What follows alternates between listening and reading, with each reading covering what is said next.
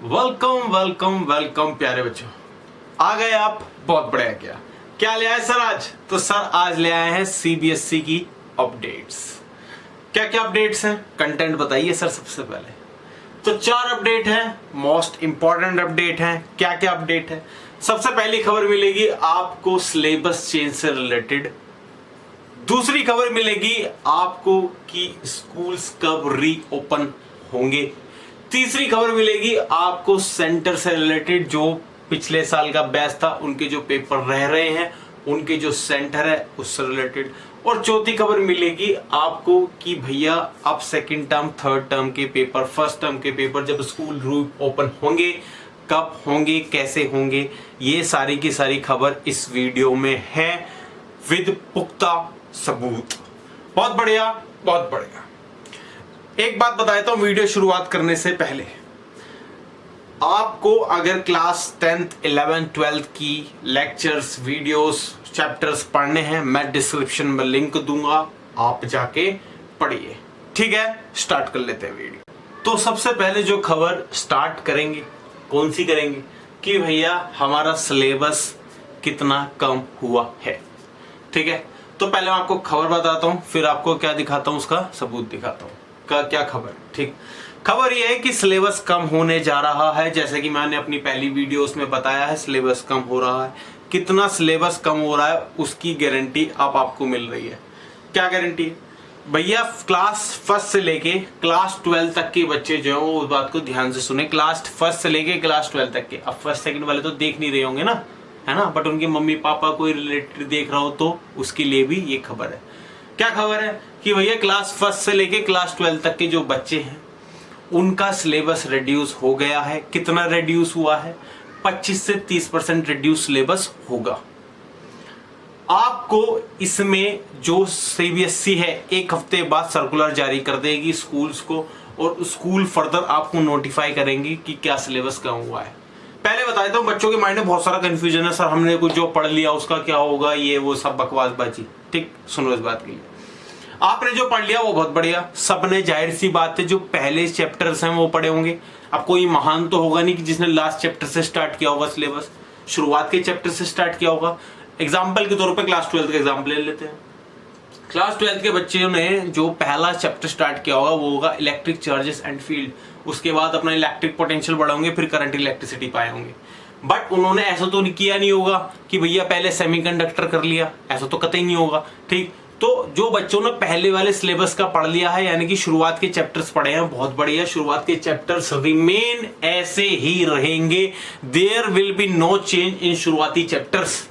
ठीक है, तो क्या चेंज होगा? लास्ट के कुछ चैप्टर्स 25 से 30% सिलेबस जो चेंज होने वाला है, कम होने वाला है, वो लास्ट के चैप्टर्स में से होगा। यानी कि मिड टर्म और लास्ट टर्म के जो पेपर्स होते हैं उनके सिलेबस में से होगा। फर्स्ट टर्म के जो पेपर्स होते हैं उनके सिलेबस में से कोई चेंज नहीं होने वाला है। क्लियर हो गई बात? यहां तक बातें ठीक है? क्या इसका सबूत दिखाऊं? अब आपकी स्क्रीन पर एक फोटो आ रहा है, इसमें पढ़ेंगे। क्या पढ़ेंगे देखिए, मेरे हाथ में मोबाइल है, मैं भी पढ़ता हूं साथ में। चलिए, पहली से 12वीं तक की 25% तक कम हो जाएगा सिलेबस। डिटेल में पढ़ेंगे। एनसीईआरटी ने गाइडलाइन के तैयार अगले सप्ताह तक स्कूल में जाएगी, यानी कि अगले सप्ताह तक एनसीईआरटी गाइडलाइन के रूप में ये स्कूलों को प्रस्तुत कर देगी। ठीक है, आगे पढ़िए। कोरोना संकट को देखते हुए सीबीएसई स्कूल में पहली से 12वीं तक के विद्यार्थियों का 25 से 30% सिलेबस कम होगा, जैसे मैंने कहा था अभी। एनसीईआरटी ने इसके लिए गाइडलाइन तैयार कर ली है, अगले सप्ताह तक स्कूल में भेजी जाएगी, जैसा अभी कहा। कोरोना संकट के लॉकडाउन के कारण लंबे समय बच्चे घरों में कैद हैं। अभी नवीन शैक्षिक सत्र को लेकर क्लास ही लगाया जा रहा है। लॉकडाउन के बाद स्कूल खुलने और अचानक से बच्चों पर सिलेबस का बोझ ना पड़े, इसके लिए हर क्लास के हर सब्जेक्ट से 3 से 4 चैप्टर कम किए जाएंगे। ध्यान दें इस बात पे, हर सब्जेक्ट के, ऐसा नहीं है केवल फिजिक्स या फिर किसी और पर्टिकुलर सब्जेक्ट का सिलेबस चेंज होने वाला है। ओवरऑल हर सब्जेक्ट का सिलेबस कम होगा। कितना होगा? 25 से 30% सिलेबस कम हो जाएगा। इसके लिए एनसीईआरटी की गाइडलाइन अगले सप्ताह तक स्कूल में भेजी जाएंगी। इस तरह पहली से 12वीं तक का सिलेबस 25 से 30% कम किया हो जाएगा। ये खबर पढ़ ली आपने, बहुत बढ़िया। अब क्या खबर है, आप सर बताएंगे स्कूल रीओपनिंग से रिलेटेड खबर। क्या खबर है, देखो अलग अलग वर्जन चल रहे हैं, ठीक है। अलग अलग वर्जन मतलब जो मतलब डिस्ट्रिक्ट वाइड जो लेवल समिति बनी हुई है सीबीएसई के मतलब चेयर होल्डर्स की, समझ रहे हो बात, जो सीबीएसई के यहाँ पर कुछ को उपाधि मिली हुई है अलग अलग डिस्ट्रिक्ट्स में, तो उनके लेवल पे हर प्रिंसिपल की जूम मीटिंग चल रही है, ठीक है। वेबिनार कर रहे हैं वो स्कूल खोलने की, कैसे हम प्रक्रिया करेंगे, ये वो सब बकवासबाजी चल रही है। और जो सेंट्रल लेवल पर गवर्नमेंट के लेवल पे जो प्रयास चल रहे हैं, जो बातें चल रही हैं, वो एक अलग चीज हो गई। यानी कि डिस्ट्रिक्ट लेवल पर प्रिंसिपल्स अपनी मीटिंग्स कर रहे हैं कि भाई स्कूल कैसे खोले जाएंगे, क्या डेट्स वगैरह होगी। और सेंट्रल गवर्नमेंट लेवल पे जो हमारे एचआरडी मिनिस्टर हैं रमेश पोखरियाल जी, उनकी बातें अलग चल रही हैं, ठीक है। तो मैं आपको दोनों की बातें बताता हूं क्या बातें चल रही हैं। सबसे पहले आप जानिए रमेश पोखरियाल जी की। रमेश पोखरियाल जी ने अभी रिसेंटली एक इंटरव्यू दिया है एक न्यूज चैनल को, ठीक है। उन्होंने उस न्यूज चैनल में सीधा सीधा ये बताया है कि भैया जुलाई में तो आपके एग्जाम कंप्लीट होंगे, जुलाई में कोई सीन नहीं है खुलने का स्कूल्स, ये गारंटी है as per the Ramesh Pokhriyal जी, ठीक है। और उन्होंने ये बताया कि हम क्या करेंगे, पहले अर्ली स्टेजेस में स्कूल रीओपन होने से पहले हम टीचर्स को बुला लेंगे ताकि 10-15 दिन टीचर्स की ट्रेनिंग कराई जाए, कैसे स्कूल को रीओपन होगा, क्या क्या रूल्स नॉर्म सेट किए जाएंगे। उसके लिए क्या कर रहे हैं, उसके लिए सीबीएसई अपने लेवल पे रूल्स डिसाइड कर रही है कि भाई जब बच्चे आएंगे तो क्या क्या, किस क्लास के बच्चों के लिए कैसे रूल फॉलो होंगे, कैसे हम बच्चों को इनवाइट करेंगे, कैसे बच्चे बसों में आएंगे, जैसे कि, ठीक है। मैं कुछ कुछ आपको हिंट बताता हूं कि जैसे क्या बातें चल रही हैं। जैसे कि जब बच्चे ट्रैवल करके आएंगे बसों में, तो जैसे एक बस है, ठीक है, तो उस बस की कैपेसिटी 50 बच्चों की है, तो 50% कैपेसिटी के साथ वो बस आएगी, यानी कि लगभग 25 बच्चों के साथ वो बसें आएंगी। अगर कोई छोटी गाड़ी है और उसमें 10 बच्चे आते हैं तो वो 5 बच्चों के साथ आएगी। यानी कि बसों की जो कैपेसिटी है मैक्सिमम की जगह मिनिमम रखने की कोशिश की जाएगी ताकि सोशल डिस्टेंसिंग मेंटेन की जाए। नेक्स्ट क्या होगा, और क्या बातें चल रही हैं, और भी ये बातें चल रही हैं कि जो बच्चे हैं उनके लिए हैंड सैनिटाइजर और मास्क कंपलसरी किया जा सकता है। अब ये जो मास्क है, ये मास्क की जो बात है, इसमें ये भी हो सकता है कि मास्क स्कूल की तरफ से प्रोवाइड किया जाए, प्राइस होगा उसका, ऐसा नहीं है फ्री में आजकल कोई चीज नहीं मिलती, ठीक है। तो उसका प्राइस होगा, वो जो भी होगा वो स्कूल के ऊपर होगा, क्योंकि उस पे मास्क पे स्कूल का लोगो होगा। आज से मतलब अब ये समझिए आप कि ये एक तरह की स्कूल ड्रेस हो गई, मास्क एक तरह से स्कूल की ड्रेस में इंक्लूड हो गया। क्लियर हो रही बात। तो ये छोटी छोटी खबरें हैं, आपको मैं इन छोटी छोटी खबरों के लिए मैं एक पूरी वीडियो नहीं बनाना चाहता था, मैं चाहता था बहुत सारी खबर आ जाए, इसलिए मैंने काफी लेट बनाई वीडियो ताकि बहुत सारी खबर आ जाए और सारी खबरों को मैं एक ही वीडियो में डाल दूं। वीडियो थोड़ी सी लंबी हो सकती है बट सारी जांच ले, ठीक है, सारी बातें सुन ले। अब मैं आपको सबूत दिखाता हूं इस वाली बात का कि भाई जो स्कूल है, जो बात चल रही है सेंट्रल गवर्नमेंट लेवल पे कि भाई स्कूल को हम अगस्त में खोलेंगे, उसका सबूत दिखाता हूं अभी जो रिसेंटली इंटरव्यू दिया है, ठीक है। अब आपकी स्क्रीन पर एक फोटो आ रहा होगा, ठीक है, इसमें ये देखिए, पढ़िए। देश के मानव संसाधन विकास मंत्री यानी कि HRD minister doctor Ramesh Pokhriyal Nishank ने कहा है कि कोरोना काल के देखते हुए देश भर स्कूल 15 अगस्त के बाद ही खोले जाने की संभावना है। बीबीसी, ठीक है, बीबीसी से बात करते हुए उन्होंने कहा कि उम्मीद की जाती सकती है कि तब तक हम सभी पेपर्स इत्यादि निपटाकर रिजल्ट भी डिक्लेयर कर देंगे। डॉक्टर निशंक ने कहा कि मुझे पूरी आशा है कि शिक्षा के क्षेत्र हमारा देश बहुत सशक्त और समृद्ध होगा। ज्ञात हो कि कोरिया में स्कूल्स खोल दिए थे, लेकिन एक ही दिन बाद वहां संक्रमण फैलने के कारण स्कूल्स को बंद करना पड़ा। तो ये था इनका इंटरव्यू। मेरी राय तो यही है भाई, देखो स्कूल्स को ओपन हो जाना चाहिए, चाहे अपनी मिनिमम कैपेसिटी के साथ ओपन किया जाए। ये OD1 वाला सिस्टम बेस्ट है, जिसमें शुरुआती में 10th और 12th के बच्चों को बुलाया जाए और उनमें भी क्या किया जाए, प्रॉपर डिस्टेंसिंग मेंटेन करने के लिए OD1 वाला सिस्टम बेस्ट है। उसमें क्या होगा भाई, जैसे क्लास में 60 बच्चे हैं तो 30 बच्चे आज बुला लिए मंडे में, और अगर बच्चे भी 30 बच्चे ट्यूसडे में बुला लिए, ऐसे सारे बच्चों को कोर्स भी हो जाएगा, टीचर एंगेज भी रहेगा। तो ये बेस्ट है, स्कूल्स को ओपन होना चाहिए यार, ऐसा नहीं होना चाहिए ना। देखो हर फील्ड आज ओपन हो रही है, दुकानें खुल रही हैं, सब चीज खुल रही है ना। अब स्कूल क्यों बंद रखें? अब मेरे को बताओ, अगर कोरोना फैला क्या उनसे नहीं फैलेगा क्या? केवल स्कूल से ही फैलेगा? आप स्कूल्स खोलिए, क्योंकि भाई जो टीचर्स हैं उनका भी तो सोचिए ना।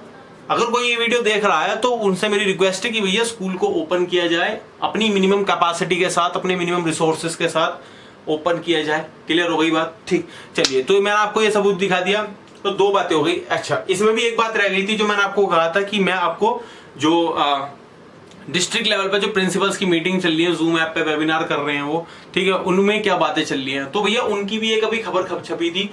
जो प्रिंसिपल लेवल की, जो मैं आपकी स्पेशली मेरठ लेवल की जो सिटी है ना, उसकी बात कर रहा हूँ। वहां पर जो अभी हमारे यहाँ के प्रिंसिपल्स हैं उनकी वेबिनार चल रही है। उन्होंने ये बात कही है कि भाई वो आफ्टर 15 जुलाई स्कूल्स रीओपन करेंगे, ऐसी उनकी बात चल रही है। बट सेंट्रल गवर्नमेंट की क्या बात चल रही है? मैंने बताया आपको 15 अगस्त, और इनकी क्या बात चल रही है? 15 जुलाई, क्योंकि इनका मानना यह है कि 15 जुलाई तक पेपर खत्म हो जाएंगे सीबीएसई बोर्ड के, तो उसके बाद हम ये करा सकते हैं। क्लियर हो गई बात? अब आप एक काम करो, इसके लिए भी एक छोटा सा प्रूफ देख लो, ठीक है, मैं आपको बताता हूं। देखिए आपकी स्क्रीन पर आ रहा होगा, जुलाई में लिया जाएगा स्कूल खोलने का निर्णय। एचआरडी की गाइडलाइन के अनुसार जुलाई में स्कूल को खोलने का निर्णय लिया जाएगा। 15 अगस्त के बाद या फिर सितंबर से स्कूल खोलने की घोषणा हो सकती है। ऐसे में अभी तक लगभग 200 दिन पढ़ाई होती थी, वह मात्र 130 या 140 दिन हो जाएगी। यानी कि पहले 200 दिन पढ़ाई होती थी और अब 130 या 40 दिन ही रह जाएगी। सेशन में कम समय के मिलने के कारण कोर्स भी पूरा नहीं हो पाएगा। यानी कि सेशन में कम समय मिल रहा है इस बार, तो इस बार कोर्स भी पूरा शायद नहीं हो पाएगा। इसके लिए उन्होंने क्या, इसके लिए एनसीईआरटी ने कोर्स कम करने का निर्णय लिया है। ठीक है, चलो वापस आ जाते हैं।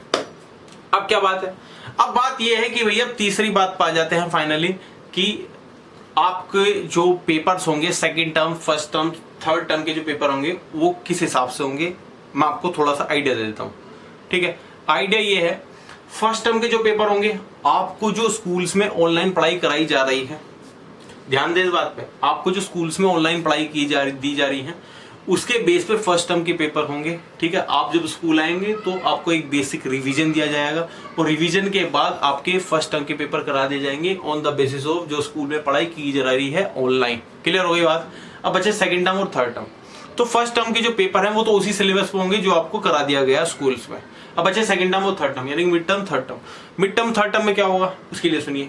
मिड टर्म और थर्ड टर्म के लिए जो स्कूल्स में सिलेबस कम होने जा रहा है, एनसीईआरटी गाइडलाइंस दे रही है, सिलेबस कम होने के बाद सेकंड टर्म और थर्ड टर्म के पेपर होंगे। ध्यान दें, मैंने बोला सेकंड टर्म और थर्ड टर्म के पेपर तभी होंगे जब सिलेबस कम हो जाएगा 25 से 30% फर्स्ट टू क्लास 12th में।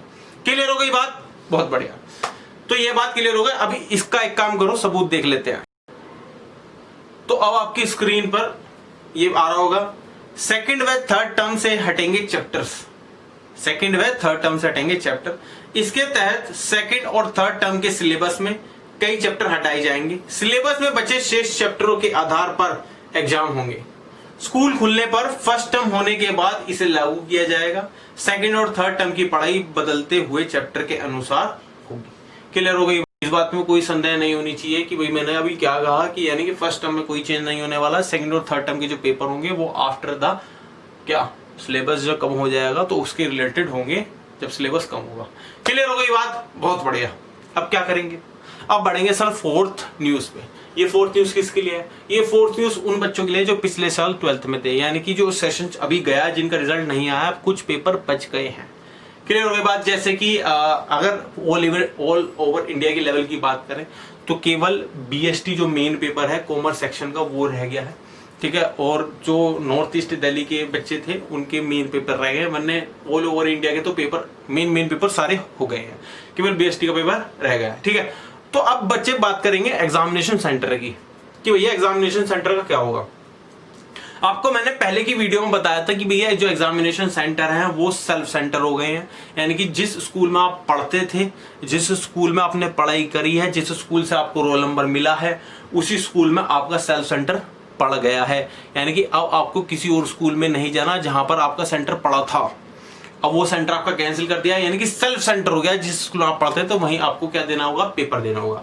मान लो अब कि वो स्कूल आपका कंटेनमेंट जोन में है, ये डेली अखबार आता है आपके घर में, आप अखबार पढ़िए, वहां पता चल जाएगा कि आपका एरिया का जो स्कूल है वो कंटेनमेंट जोन में है या नहीं है।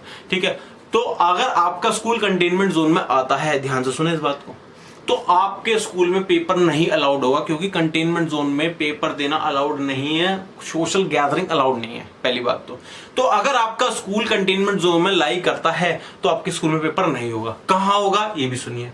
तो आपका स्कूल के अगल बगल उसी डिस्ट्रिक्ट में, सेम डिस्ट्रिक्ट में जो स्कूल कंटेनमेंट जोन में नहीं है, उस स्कूल में आपका पेपर होगा। ये बात आपको कौन बताएगा? ये बात आपको स्कूल बताएगा कि आपका पेपर कहां होगा। क्योंकि अगर स्कूल को ये बात पता होगी कि उसका स्कूल कंटेनमेंट जोन में लाई करता है या नहीं करता, अगर करता होगा तो सीबीएसई ने उसे गाइडलाइंस दी होंगी कि किस स्कूल में जाएगा। ठीक है, अगर नहीं करता तो उसी स्कूल में होगा। आगे की बात भी सुनिए। हर डिस्ट्रिक्ट में एक हब बनाया जाता है जहां पर सीबीएसई के, जैसे एक हेडक्वार्टर होता है ना, हर डिस्ट्रिक्ट में एक हब बनाया जाता है कि भाई यहां से पेपर डिस्ट्रीब्यूट होंगे इस पूरी डिस्ट्रिक्ट में। क्लियर होगी बात? तो जैसे मेरठ में एक स्कूल का हब बना दिया कि भाई यहां से हर स्कूल में पेपर डिस्ट्रीब्यूट होंगे। क्लियर होगी बात? तो वहीं से आपको ये बात पता चल जाएगी आपके स्कूल को कि भाई जैसे हमारा स्कूल कंटेनमेंट जोन में है तो वो हब जो है, हमें जो हेडक्वार्टर है उस पर्टिकुलर डिस्ट्रिक्ट का, वो हमें बता देगा कि आपको अब पेपर कहाँ कराने हैं। ठीक है, ये बात हो गई।